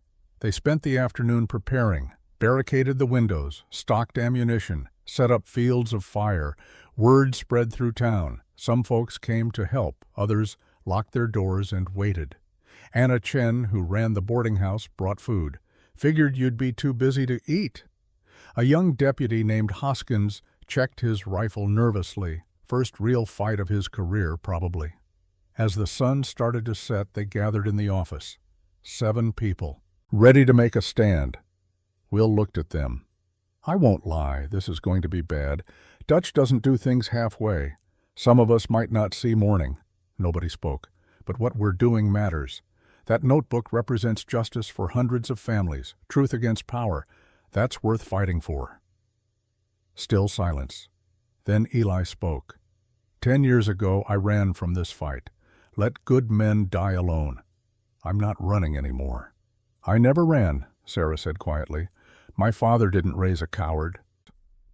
Hoskins swallowed hard. "I'm scared, but I'm staying." The other deputies nodded, one by one. Will smiled. "Then I guess we're ready." Night fell like a curtain dropping. They came at midnight. No warning, just the crash of breaking glass and gunfire erupting from 3 directions at once. Eli was positioned at the front window. He fired back, levering the rifle, placing shots carefully. His shoulder screamed. He ignored it. Beside him, Sarah worked a pistol, slow but steady, making each shot count. Will was at the back window, his deputies scattered around the building. The gunfight was chaos. Muzzle flashes in darkness, smoke filling the air, shouts and screams. A deputy went down, shot in the leg. He kept firing from the floor. Glass shattered. Bullets punched through walls. Eli saw Dutch in the street. The enforcer was directing his men like a general, professional, deadly. "Dutch," Eli shouted. "This is between us. Let's settle it." The gunfire paused. Dutch looked toward the office. "You want to face me, Mercer? Man to man?" "I do. You'll lose." "Maybe, but I'll die trying. That's more than I've done in 10 years. Silence. Then Dutch laughed. "All right, Mercer, let's finish this." "No," Sarah grabbed Eli's arm. "You can barely stand. He'll kill you." "Probably." "Then why?" "Because I made a promise, and this is the only way to keep it." Eli stood, moved toward the door. Will stepped in front of him. "You don't have to do this." "Yeah, I do. He's faster than you, better than you. You're wounded. You'll die." "I know." Eli met his old friend's eyes. "But Sarah lives. The notebook lives. Justice lives. That's what matters." "Eli, take care of her, Will. Make sure the notebook gets to the right people. That's all I ask." Before Will could argue, Eli pushed past him, stepped out onto the boardwalk. Dutch was waiting in the street, 50 feet away, hand hovering over his pistol. The two men faced each other. "You're a fool, Mercer," Dutch said. "So I've been told. You could walk away, take the girl and disappear? I'd let you." "Would you?" "Maybe, maybe not, but you'd have a chance. Not interested in chances anymore, just in doing what's right." Dutch shook his head. "Right, wrong. You still think those words mean something. They do to me. Then you'll die for words. Better than living as a coward." They stood in silence. The night pressed close. Then Dutch went for his gun. He was fast, faster than Eli expected, faster than anyone Eli had ever seen. The pistol cleared leather in a blur. Eli drew too, slower, wounded, tired. Dutch fired first. The bullet took Eli in the chest, high up near the collarbone. He staggered, but he didn't fall. His pistol came up, steady. He fired. Once. The bullet caught Dutch center mass. The enforcer looked surprised, looked down at the spreading red on his shirt. "Huh," Dutch said. "Didn't think you had it in you." He fell, slowly, like a tree toppling, hit the ground, and didn't move. Eli swayed. The pistol dropped from his hand. Sarah was there instantly, catching him. "You did it," she sobbed. "You actually did it. Is he dead?" Will knelt beside Dutch, checked for pulse, looked up and nodded. "He's dead." The other enforcers, seeing their leader fall, broke, scattered, ran. Will's deputies gave chase, but Eli didn't see it. He was sliding down, Sarah holding him, everything going gray. "Eli, stay with me," Sarah pleaded. "Please, stay with me." He wanted to, but it was so hard, so tired. His hand found the ring under his shirt. Elizabeth's ring. "I kept it," he whispered. "The promise. I kept it." Then darkness. I woke 3 days later in Doc Patterson's clinic. The old Sawbones was astonished, said I should have died. The bullet had missed my heart by inches. Another fraction, and I'd have joined Elizabeth and Mary. But I didn't die. I lived. Sarah was there when I woke. She'd barely left my side, they told me, keeping vigil like I was family. Maybe I was. We'd been through hell together. That creates bonds. "The notebook," I managed. My voice was rough. "Did it?" "It worked," she said, crying and smiling at once. "The territorial marshal came, arrested 37 men, including Marcus Sloan himself. They're going to trial, all of them. And the families, the stolen land, being returned. It'll take time, but it's happening. My father's work mattered, Eli. It all mattered." I closed my eyes, felt something ease in my chest that had been tight for 10 years. "Good," I whispered. "That's good." I stayed in Red Creek for 2 months, healing, getting my strength back. Sarah visited every day. We talked about her father, about Elizabeth and Mary, about the past and the future, and everything in between. Will offered me my old badge back, said the town needed a good deputy. I declined, told him I'd done my part. Time for younger men. But I did stay for the trial, wanted to see it through. Marcus Sloan was convicted, hung 6 weeks later. I didn't attend the execution, didn't need to. Justice was done. That was enough. When I was finally well enough to travel, I rode back to my ranch, found it burned. Dutch's men had torched it during our first night on the run. I stood in the ashes and felt nothing, no anger, no grief, just acceptance. The past was gone, couldn't rebuild it, could only move forward. Sarah rode up while I was standing there. She'd followed me. "Thought you might need help," she said. "Rebuilding."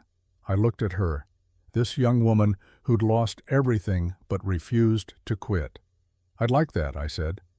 We rebuilt the ranch together, not romantic. Just two people who understood loss and chose to create something new. Sarah stayed for 2 years. I taught her everything I knew about the land. She taught me how to hope again. When she married Tom Chen in 1879, the boarding house owner's nephew, I walked her down the aisle. She called me Dad by then. I'd earned it. Sheriff William Hartley set down his pen. The pages before him told the story as he remembered it, as Eli had told it, as Sarah had confirmed. 20 years gone, and it still felt like yesterday. Outside his window, Red Creek had grown. More buildings now. Railroad had come through in '84. Progress, they called it. But the old-timers still remembered that November, still talked about the night Eli Mercer found his courage. Will stood, walked to the mantel, picked up the photograph there. Eli, older now, standing in front of his rebuilt ranch. Sarah beside him, holding a baby, her first child. Eli had died 5 years ago, peaceful, in his sleep, just wore out, like an old horse that had run its course. At his funeral, Sarah had read Elizabeth's promise aloud. "Next time, when someone needs help, don't run. Don't choose safety. Choose to be the man I married." Will had cried, wasn't ashamed to admit it, because Eli had kept that promise. Finally, fully. And it had changed everything. Will put on his coat, headed out. Tomorrow was the monument dedication, a stone marker in the town square honoring those who'd stood against the Sloan Syndicate. Names carved in granite: Sheriff Thomas Brennan, Deputy Eli Mercer, Surveyor James Morrison, Elizabeth Mercer, Mary Mercer. Will had helped choose the names, made sure Elizabeth and Mary were included, because without Elizabeth's promise, none of it happens. He walked down the main street, past the old sheriff's office, now a museum. The bullet holes in the walls had been preserved, a reminder. At the general store, Anna Chen's daughter was sweeping the porch. She waved. Will waved back. Life went on, as it always did, but the stories remained, passed down, reminding people that courage wasn't the absence of fear. It was acting despite it. Will reached the monument site. Workers were putting finishing touches on the stone. Sarah Morrison Chen stood there, older now, in her 40s. 3 children grown, grandchildren on the way. She saw Will, smiled. "It's beautiful," she said, touching her father's name. "They deserve to be remembered." Eli would have hated this, the attention. Probably, but he'd understand why it matters. They stood together in the late afternoon light. "Do you think about it?" Sarah asked. "That night?" "Every day." "Me too." She was quiet a moment. "I miss him. My father. Eli. All of them. I know. But they mattered. What they did mattered." "Yes, it did." Sarah pulled something from her pocket. A compass. Brass and worn. Her father's compass. The one she'd been clutching that first night in Eli's shed. "I'm going to leave this here," she said, "at the monument, so part of him stays." Will nodded. He'd like that. Sarah placed the compass at the base of the stone, touched the names one last time. Then she walked away, back to her family, her life. Will stayed longer, watching the sun set over Red Creek, thinking about Eli, about promises kept and courage found, about how one man's choice to stop running had changed everything. The wind picked up, carried whispers across the prairie. Will imagined he could hear them. Elizabeth, Mary, James Morrison, Eli. All the voices of those who'd stood when it mattered. He touched the monument. Cold stone. Warm memories. "Rest easy, friend," he said quietly. "You kept your promise, and we'll keep yours alive. That's my word." The sun dipped below the horizon. Stars appeared, one by one. Will Hartley turned and walked home. Behind him, the monument stood, silent, eternal. A reminder that in the end, courage wasn't about being unafraid. It was about being afraid and acting anyway. It was about promises kept, even if they took 10 years, especially then.